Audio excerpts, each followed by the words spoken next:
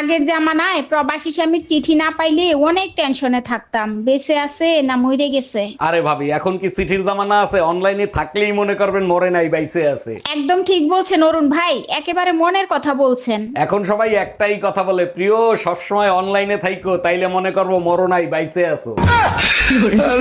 কি হয়েছে অরুণদা, আপনি না দুর্গাপূজার চাঁদা আনতে গেছিলেন, তা মারধর খেয়ে আসলেন কোথা থেকে? আর বৌদি বলেন না, একবারই দুর্গাপূজার চাঁদা আনতে গেছি, তারা আমারে ভুল বুঝা উড়া পিটাইছে। ভুল বুঝে পিটাইছে? কি হয়েছে একটু খুলে বলেন তো। যে মহিলার কাছে দুর্গাপূজার চাঁদা আনতে গেছি, সেই মহিলার নাম দুর্গা আর তার দুই মেয়ের নাম পূজা আর চাঁদা। অরুণ ভাই, আপনার ঘরের কোনো কিছু নষ্ট হইলেই দেখি খুব সুন্দর করে সারেন, এগুলো কি কোথাও শিখছেন? না ভাবি, কোথাও শিখিনি, তবে যে জিনিস ধরি ঠিক করে সারি। সব জিনিসে তো দেখি আপনি ঠিক করতে পারেন, তা এমন কোন জিনিস আছে যে আপনি ঠিক করতে পারেন না? জি ভাবি, একটা জিনিসই আছে, 25 বছর ধরে চেষ্টা করতেছি, আজ পর্যন্ত ঠিক করতে পারিনি। তাই তুই 25 বছর ধরে কি ঠিক করতে পারিস নাই? ঘরের বউ। প্রবাসে বসে মাথার ঘাম পায়ে ফেলায় টাকা ইনকাম করি, আর সেই টাকা দিয়ে তুমি ফষ্টি নষ্টি করো। স্বামী যান, আপনার টাকা দিয়েই তো যা খুশি তাই করি, অন্যের টাকা তো আর নেই না।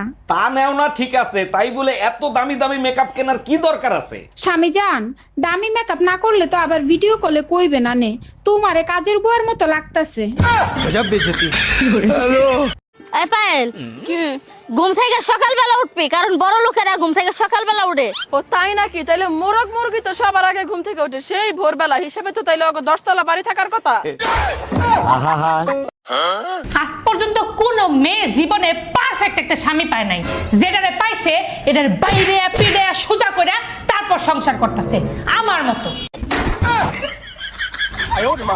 আচ্ছা, কি পরীক্ষা তোমার? আমার ল পরীক্ষা। কে এই একটা অক্ষরে পরীক্ষা দেবা কে? আর গুলা পরীক্ষা দেবা না? ক খ গ ঘ উম চ ছ খালি ল পরীক্ষা দেবা?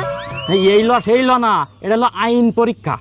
তা আইন পরীক্ষা আমার বুঝো, এটা তো আরবি পরীক্ষা। আইন তা গইন পরীক্ষা দেবা না? ফা কফ কাপ এগুলো?